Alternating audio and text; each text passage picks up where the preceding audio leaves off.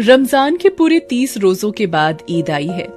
महमूद गिनता है 1, 2, 10, 12। उसके पास 12 पैसे हैं। मोहसिन के पास 1, 2, 3, 8, 9, 15 पैसे हैं।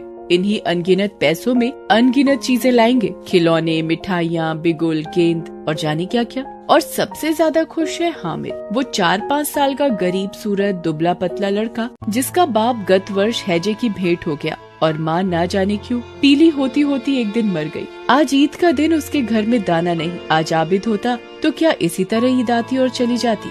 हामिद भीतर जाकर दादी से कहता है, तुम डरना नहीं अम्मा, मैं सबसे पहले आऊँगा, बिल्कुल न डरना।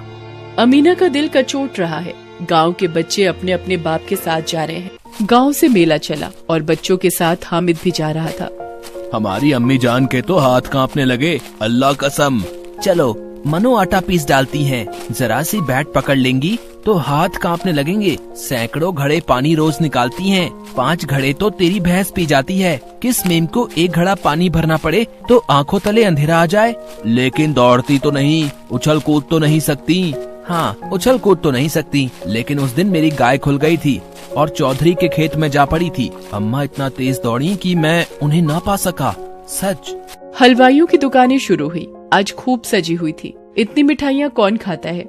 देखो ना, एक एक दुकान पर मनो होंगी। सुना है रात को जिन्नात आकर खरीद ले जाते हैं। अब्बा कहते थे कि आधी रात को एक आदमी हर दुकान पर जाता है और जितना माल बचा होता है वो तुलवा लेता है और सचमुच के रुपए देता है। बिल्कुल ऐसे ही रुपए। हामिद को यकीन नहीं आया।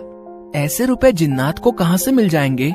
जिन्नात को रुपए की क्या कमी, जिस खजाने में चाहे चले जाएं, लोहे के दरवाजे तक उन्हें नहीं रोक सकते जनाब। आप हैं किस फेर में, हीरे जवाहरात तक उनके पास रहते हैं। जिन्नात बहुत बड़े बड़े होते हैं, एक एक सिर आसमान के बराबर होता है जी। जमीन पर खड़ा हो जाए तो उसका सिर आसमान से जा लगे, मगर चाहे तो एक लोटे में घुस जाए। लोग उन्हें कैसे खुश करते होंगे, कोई मुझे ये मंत्र बता दे तो एक जिन को खुश कर लूं। अब ये तो मैं नहीं जानता, लेकिन चौधरी साहब के काबू में बहुत से जिन्नात हैं। जिन्नात आकर उन्हें सारे जहान की खबर दे जाते हैं। अब उसकी समझ में आ गया कि चौधरी के पास क्यों इतना धन है और क्यों उनका इतना सम्मान है। मेरी भिश्ती रोज पानी दे जाएगा सांझ सवेरे, और मेरा सिपाही घर का पहरा देगा। कोई चोर आएगा तो फौरन बंदूक से फायर कर देगा, और मेरा वकील खूब मुकदमा लड़ेगा। मिट्टी ही के तो हैं, गिरें तो चकनाचूर हो जाएं। लेकिन ललचाई हुई आंखों से खिलौनों को देख रहा है और चाहता है कि जरा देर के लिए उन्हें हाथ में ले सकता। उसके हाथ अनायास ही लपकते हैं, लेकिन लड़के इतने त्यागी नहीं होते हैं, विशेषकर जब अभी नया शौक है। हामिद ललचाता रह जाता है। खिलौने के बाद मिठाइयाँ आती हैं। किसी ने रेवड़ियाँ ली हैं, किसी ने गुलाब जामुन, किसी ने सोहन हलवा। मजे से खा रहे हैं। हामिद बिरादरी से पृथक है। अभागे के पास 3 पैसे हैं, क्यों नहीं कुछ लेकर खाता। ललचाई आंखों से सबकी ओर देखता है। हामिद रेवड़ी ले जा, कितनी खुशबूदार है। अच्छा, अब की जरूर देंगे हामिद, अल्लाह कसम, ले जा। रखे रहो, क्या मेरे पास पैसे नहीं हैं? 3 ही पैसे तो हैं। 3 पैसे में क्या क्या लोगे? हमसे गुलाब जामुन ले जाओ हामिद, मोहसिन बदमाश है। मिठाई कौन बड़ी नेमत है, किताब में इसकी कितनी बुराइयां लिखी हैं, लेकिन दिल में कह रहे होगे कि मिले तो खा लें। अपने पैसे क्यों नहीं निकालते? हम समझते हैं इसकी चालाकी, जब हमारे सारे पैसे खर्च हो जाएंगे तो हमें ललचा ललचा कर खाएगा। मिठाइयों के बाद कुछ दुकानें लोहे की चीजों की, कुछ गिलेट और कुछ नकली गहनों की। लड़कों के लिए यहाँ कोई आकर्षण न था। वे सब आगे बढ़ जाते हैं। हामिद लोहे की दुकान पर रुक जाता है। कई चिमटे रखे हुए थे।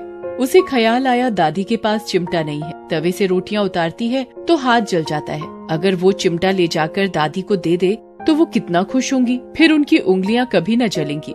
घर में एक काम की चीज हो जाएगी। खिलौने से क्या फायदा, व्यर्थ में पैसे खराब होते हैं। जरा देर ही तो खुशी होती है, फिर तो खिलौने को कोई आंख उठाकर नहीं देखता। ये तो घर पहुँचते पहुँचते टूट फूट बराबर हो जाएंगे। या छोटे बच्चे जो मेले में नहीं आए हैं जिद करके ले लेंगे और तोड़ डालेंगे। चिमटा कितने काम की चीज है। रोटियां तवे से उतार लो, चूल्हे में सेक लो। कोई आग मांगने आए तो चटपट चूल्हे से आग निकाल कर उसे दे दो। अम्मा बेचारी को कहाँ फुर्सत है कि बाजार आए, और इतने पैसे ही कहाँ मिलते हैं। रोज हाथ जला लेती हैं। हामिद के साथ ही आगे बढ़ गए हैं। हामिद ने दुकानदार से पूछा, ये चिमटा कितने का है? तुम्हारे काम का नहीं है जी। बिकाऊ है कि नहीं? बिकाऊ क्यों नहीं है, और यहाँ क्यों लाद लाए हैं? तो बताते क्यों नहीं कि क्या पैसे का है? 6 पैसे लगेंगे। हामिद का दिल बैठ गया।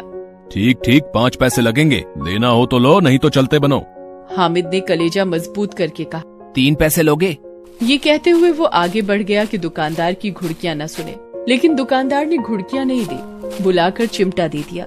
हामिद ने उसे इस तरह कंधे पर रखा मानो बंदूक है और शान से अकड़ता हुआ संगियों के पास आया। ये चिमटा क्यों लाया पगले, इससे क्या करेगा? हामिद ने चिमटे को जमीन पर पटक कर कहा। जरा अपनी भिश्ती जमीन पर गिरा दो, सारी पसलियां चूर चूर हो जाएं बच्चों की। तो ये चिमटा कोई खिलौना है? खिलौना क्यों नहीं है? अभी कंधे पर रखा बंदूक हो गई, हाथ में ले लिया फकीरों का चिमटा हो गया। चाहूँ तो इससे मजीरे का काम ले सकता हूँ। एक चिमटा जमा दूं तो तुम लोगों के सारे खिलौनों की जान निकल जाए।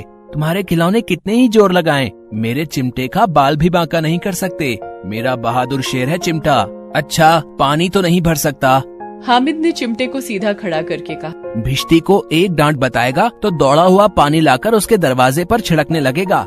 अगर बच्चा पकड़ जाए तो अदालत में बंधे बंधे फिरेंगे, तब तो वकील साहब के पैरों पड़ेंगे। हमें पकड़ने कौन आएगा? ये सिपाही बंदूक वाला। ये बेचारे हम बहादुर रुस्तमे हिंद को पकड़ेंगे। अच्छा लाओ, अभी जरा कुश्ती हो जाए, इसकी सूरत देखकर दूर से भागेंगे। पकड़ेंगे क्या बेचारे? तुम्हारे चिमटे का मुंह रोज आग में जलेगा। उसने समझा था कि हामिद लाजवाब हो जाएगा, लेकिन ये बात न हुई। हामिद ने तुरंत जवाब दिया। आग में बहादुरी कूदते हैं जनाब। तुम्हारे ये वकील, सिपाही और भिश्ती लौंडियों की तरह घर में घुस जाएंगे। आग में कूदना वो काम है जो ये रुस्तमे हिंद ही कर सकता है। वकील साहब कुर्सी मेज पर बैठेंगे, तुम्हारा चिमटा तो बावर्ची खाने में जमीन पर पड़ा रहेगा। इस तर्क ने सम्मी और नूरे को भी सजीव कर दिया। कितने ठिकाने की बात कही है पट्टे ने। चिमटा बावर्ची खाने में पड़ा रहने के सिवाय और क्या कर सकता है? हामिद को कोई फड़कता हुआ जवाब न सूझा तो उसने धांधली शुरू की। मेरा चिमटा बावर्ची खाने में नहीं रहेगा। वकील साहब कुर्सी पर बैठेंगे तो जाकर उन्हें जमीन पर पटक देगा और उनका कानून उनके पेट में डाल देगा। बात कुछ बनी नहीं। खासी गाली गलौज थी, लेकिन कानून को पेट में डालने वाली बात छा गई। ऐसी छा गई कि तीनों सूरमा मुंह ताकते रह गए, मानो कोई धेलचा कनकौवा किसी गंडे वाले कनकौवे को काट गया हो। कानून मुंह से बाहर निकलने वाली चीज है, उसको पेट के अंदर डाल दिया जाना बेतुकी सी बात होने पर भी कुछ नयापन रखती है। हामिद ने मैदान मार लिया। उसका चिमटा रुस्तमे हिंद है। अब इसमें मोहसिन, महमूद, नूरे, सम्मी किसी को भी आपत्ति नहीं हो सकती। विजेता को हारने वालों से जो सत्कार मिलना स्वाभाविक है, वो हामिद को भी मिला। औरों ने 3-3, 4-4 आने पैसे खर्च किए, पर कोई काम की चीज न ले सके। हामिद ने 3 पैसे में रंग जमा लिया। संधि की शर्तें तय होने लगी। जरा अपना चिमटा दो, हम भी देखें। तुम हमारा भिश्ती लेकर देखो। महमूद और नूरे ने भी अपने अपने खिलौने पेश किए। हामिद को इन शर्तों को मानने में कोई आपत्ति न थी। चिमटा बारी बारी से सबके हाथ में गया और उनके खिलौने बारी बारी से हामिद के हाथ में आए। कितने खूबसूरत खिलौने हैं। हामिद ने हारने वालों के आंसू पोंछे। मैं तुम्हें चिढ़ा रहा था, सच। ये चिमटा भला इन खिलौनों की क्या बराबरी करेगा? मालूम होता है अब बोले, लेकिन इन खिलौनों के लिए कोई हमें दुआ तो न देगा? दुआ के लिए फिरते हो, उल्टे मार न पड़े। अम्मा जरूर कहेंगे कि मेले में यही मिट्टी के खिलौने मिले। ये चिमटा कहाँ था? मैंने मोल लिया है। कै पैसे में? 3 पैसे दिए। अमीना ने छाती पीट ली। ये कैसा बेसमझ लड़का है कि दोपहर हुआ, कुछ खाया न पिया, लाया क्या चिमटा? सारे मेले में तुझे और कोई चीज न मिली जो ये लोहे का चिमटा उठा लाया? तुम्हारी उंगलियां तवे से जल जाती थीं, इसलिए मैंने इसे लिया। बुढ़िया का क्रोध तुरंत स्नेह में बदल गया, और स्नेह भी वो नहीं जो प्रगल्भ होता है और अपनी सारी कसक शब्दों में बिखेर देता है। ये मूक स्नेह था, खूब ठोस, रस और स्वाद से भरा हुआ। बच्चे में कितना त्याग, कितना सद्भाव और कितना विवेक है। दूसरों को खिलौने लेते और मिठाई खाते देखकर इसका मन कितना ललचाया होगा। इतना जब्त इससे हुआ कैसे? वहाँ भी इसे अपनी बुढ़िया दादी की याद बनी रही।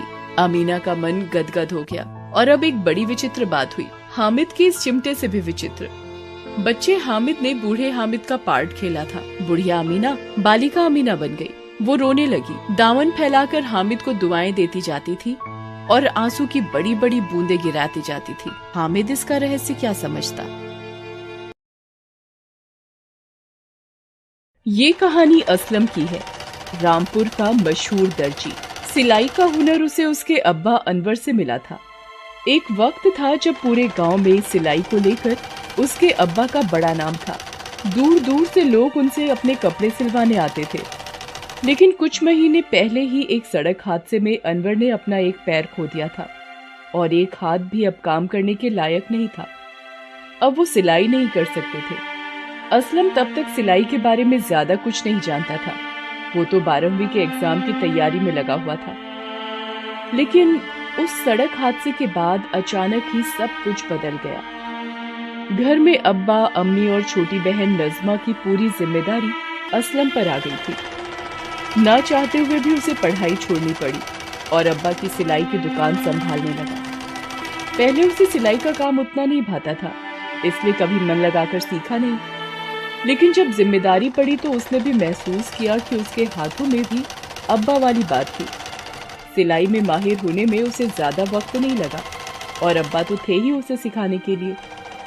असलम मेहनती तो था ही, पर उसके अलावा उसे दूसरों की मदद करना बहुत अच्छा लगता था। कुछ ही दिनों में ईद का त्योहार आने वाला था। असलम अपने मोहल्ले के गरीब बच्चों के लिए नए कुर्ते पजामे सिलने में लगा हुआ था। तभी उसके अब्बा वहां आते हैं और उसे बीच में टोकते हैं। असलम, बेटा क्या कर रहे हो? अरे अब्बा, आप? वो मोहल्ले के बच्चों के लिए कुर्ते पजामे सिल रहा था। ईद आने वाली है ना, मेरा हाथ भी साफ होगा और बच्चे भी खुश हो जाएंगे।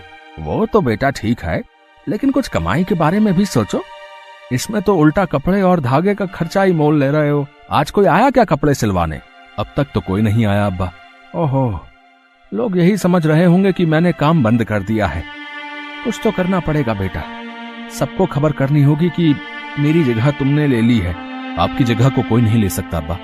लेकिन आप फिक्र ना करें, मैंने अपने दोस्तों को लगाया है इस काम पर। उम्मीद है जल्दी लोग आने लगेंगे वापस। तब तक खाली बैठने से भी कोई फायदा नहीं। बच्चों को एक कुर्ते पजामे सिलकर दूंगा तो वो भी सबको दिखाएंगे। असलम भले ही गरीब घर से था, लेकिन वो जितना हो सके दूसरों की मदद करता रहता था। उसे ऐसा करने में बहुत खुशी मिलती थी। उसका मानना था कि दूसरों के चेहरों पर खुशी लाने से बड़ा सबाब का काम कोई नहीं है। इसीलिए वो सिलाई सीखने के दौरान भी अपना बनाया हर कपड़ा मोहल्ले के गरीब बच्चों को पहनने को दे देता था। और अब तो उसके हाथ में बड़ी सफाई आ गई थी। धीरे धीरे उसके पास ग्राहक भी आने लगे। उसका नाम होने लगा। हालांकि पहले जितनी कमाई नहीं थी, लेकिन फिर भी असलम पूरी मेहनत कर रहा था।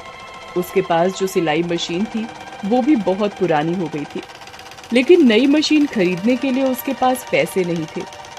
वहीं असलम के गांव से थोड़ी दूर शहर में खान साहब रहते थे, कपड़े के थोक कारोबारी। इलाके में लगभग हर जगह उन्हीं के यहाँ से कपड़ा जाता था। इलाके में बड़ा नाम था उनका। खान साहब के 2 बेटे थे, बशीर और रशीद। खान साहब ने जीवन भर कड़ी मेहनत से इतना बड़ा कारोबार खड़ा किया था। पैसों की कोई कमी नहीं थी, बस कमी थी तो भरोसे की, जो खान साहब कभी अपने बेटों पर नहीं कर पाए। एक दिन खान साहब अपने बड़े बेटे बशीर से, बशीर, वो जो मैंने तुम्हें 50,000 रुपए दिए थे कल, मदरसे में पहुंचा दिए तुमने? हाँ हाँ अब्बू, मैंने वो रशीद को कह दिया था पहुंचाने को। उसने पहुंचा दिए होंगे। पहुंचा दिए होंगे से क्या मतलब है? बुलाओ रशीद को भी। बशीर रसीद को अपने साथ लेकर आता है। अब्बू, वो मैंने पैसे पहुंचा दिए थे कल ही। ना मुरादों, बाप से झूठ बोलते हो, शर्म नहीं आती? मदरसे में कोई पैसे नहीं पहुंचे हैं। मेरी अभी बात हुई है फोन पर। कहाँ गए पैसे? सच सच बताओ मुझे। अब्बू, वो पैसे एक दोस्त को जरूरत थी तो इसलिए। दोस्त को जरूरत थी तो मुझसे मांग लेते। दीनदारी के पैसे लेने की क्या जरूरत थी? दोबारा ऐसा नहीं होना चाहिए। अब जाओ मेरे सामने से। खान साहब को भी असलम की तरह दीनदारी मतलब जरूरतमंदों की मदद करना बहुत अच्छा लगता था। उन्हें जब भी मौका मिलता वो पैसों से गरीबों की मदद करते रहते थे। लेकिन उनके दोनों बेटे एक नंबर के अय्याश और पैसे उड़ाने वाले थे। वो झूठ बोलकर अपने अब्बू से पैसे लेते और पीने खाने में उड़ा देते थे। खान साहब भी उनके झूठ को खूब समझते थे, लेकिन कुछ कर नहीं सकते थे। उनकी बेगम का बहुत पहले ही इंतकाल हो गया था। खान साहब अपना कारोबार बेटों को सौंपना चाहते थे, लेकिन उनकी हरकतों को देखते हुए ऐसा कर नहीं पा रहे थे। उन्होंने अपने कारोबार के साथ साथ महरम नाम का एक ट्रस्ट भी खोला हुआ था, जो सिर्फ गरीबों और जरूरतमंदों की मदद करने का काम करता था। खान साहब को उसकी भी फिक्र थी कि उनके बाद इस नेक काम को कौन आगे बढ़ाएगा। एक दिन खान साहब अपने मैनेजर से, इकबाल मियां, ये पिछले महीने के बही खाते में 2 लाख का हिसाब नहीं मिल रहा। क्या गड़बड़ है? सर वो मेहरम ट्रस्ट के लिए गए थे पैसे। हाँ, तो रसीद तो आई होगी ना, जहां भी पैसे गए होंगे। वो सर, दरअसल वो पैसे आपने छोटे मालिक को दिए थे, उनसे मैंने रसीद के लिए कहा तो नाराज हो गए वो। या मेरे खुदा, क्या गुनाह हो गया मुझसे, जो ये दोनों मेरे घर पैदा हो गए। ज़कात के पैसे अय्याशी में उड़ा देते हैं। कैसे माफी मिलेगी इन्हें?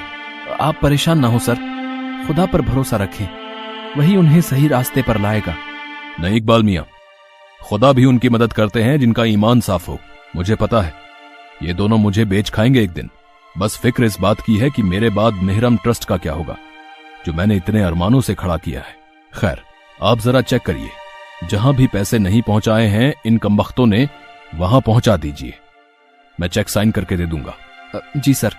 वैसे आपको अभी थोड़ी देर में रामपुर के लिए निकलना है, वहां कपड़े की नई फैक्ट्री के लिए जमीन देखनी है आपको। अरे हाँ, अच्छा याद दिलाया। आप गाड़ी निकलवाइए, मैं अभी आता हूँ। खान साहब अपने मैनेजर इकबाल के साथ रामपुर के लिए रवाना हो जाते हैं। रास्ते में एक जगह कुछ गरीब बच्चे खेल रहे थे।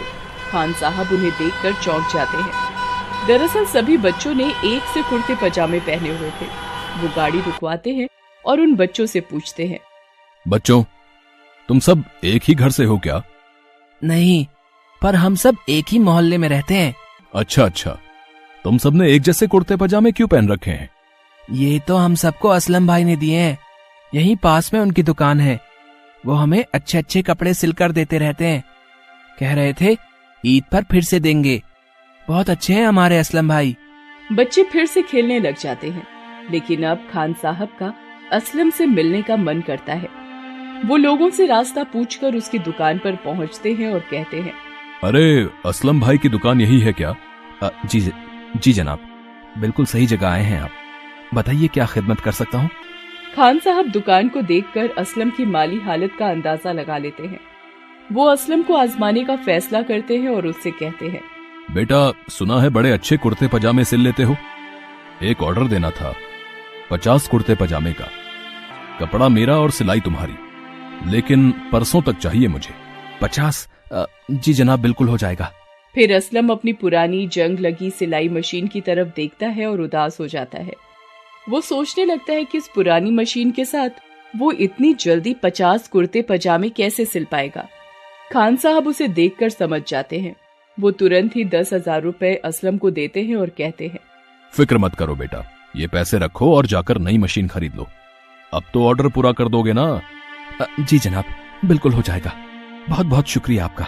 खान साहब अपने मैनेजर से कहकर असलम के पास कपड़े का थान पहुंचवा देते हैं और असलम तुरंत ही नई सिलाई मशीन खरीद कर लाता है और सिलाई के काम पर लग जाता है। वो दिन रात सिलाई में लगा रहता है। खान साहब असलम को परखना चाहते थे, इसीलिए तय वक्त पर वो अपना ऑर्डर लेने असलम की दुकान के लिए निकल जाते हैं। रास्ते में उन्हीं गरीब बच्चों को देखकर वो फिर से गाड़ी रुकवाते हैं। इस बार सारे बच्चों ने उसी कपड़े के नए कुर्ते पजामे पहन रखे थे, जिसका थान उन्होंने अपने ऑर्डर के लिए भिजवाया था। वो मुस्कुराते हैं और असलम की दुकान पर पहुंचते हैं। असलम को देखकर ही पता चल रहा था कि वो 2 दिनों से सोया नहीं है। वो असलम से पूछते हैं, हाँ बेटा, मेरा ऑर्डर तैयार हो गया क्या? जी जनाब, आप आ गए। आप 2 मिनट बैठिए, बस मैं अभी आया। असलम अंदर जाकर सारे कुर्ते पजामे लेकर आता है। मैनेजर इकबाल सारे कुर्ते पजामों को गिनता है और खान साहब को ऑर्डर पूरा होने की हामी भरता है। खान साहब असलम से पूछते हैं, बेटा, तुमने मेरा ऑर्डर भी पूरा कर दिया और मोहल्ले के बच्चों के लिए भी नए कुर्ते पजामे बना दिए। देखा मैंने रास्ते में। जी माफ कीजिएगा जनाब, वो बच्चे बहुत गरीब घरों से हैं। मुझे उनके लिए नए कपड़े बनाना बहुत अच्छा लगता है। कपड़ा बच गया था तो मैंने सोचा उनके लिए भी नए कपड़े बना दूं। लेकिन आप फिक्र ना करें, आप चाहें तो उतने कपड़े के पैसे मैं आपको दे दूंगा। नहीं बेटा, तुम गलत समझ रहे हो। मैं तो बहुत खुश हूं ये देखकर कि माली हालत खराब होते हुए भी तुम में दूसरों की मदद करने का जज्बा है, जो मैं अपनी औलादों में हमेशा ढूंढता रहा पर मुझे कभी नहीं दिखा। बेटा, मेरा एक ट्रस्ट है मेहरम, वो मैंने ऐसे ही नेक मकसद के लिए बनाया था। मुझे पूरा भरोसा है कि मेरे बाद तुम ही उसे सबसे बेहतर तरीके से संभाल सकते हो। और इतना ही नहीं, मैं तुम्हें अपने यहाँ एक नौकरी भी दूंगा। जी मैं कुछ समझ नहीं पा रहा हूँ कि आपसे क्या कहूँ। ईद आने वाली है और अल्लाह ने तुम्हारे नेक इरादों और मेहनत का इनाम दिया है तुम्हें। इसे अपनी ईद ही समझ लो बेटा। मुझे बड़ी उम्मीदें हैं तुमसे। असलम खान साहब की बात मान लेता है। खान साहब उसे गले लगा लेते हैं। वो उसे अपने यहाँ सुपरवाइजर की नौकरी पर रख लेते हैं। साथ ही महरम ट्रस्ट का सारा कामकाज भी उसे सौंप देते हैं। असलम और उसका परिवार अब बहुत खुश था। असलम की न सिर्फ गरीबी दूर हो गई थी, बल्कि महरम ट्रस्ट की शक्ल में जरूरतमंदों की मदद करने का इतना अच्छा जरिया भी उसे मिल गया था। दूसरी तरफ खान साहब भी अब सुकून में थे। उन्हें अपने ट्रस्ट के लिए सही वारिस जो मिल गया था।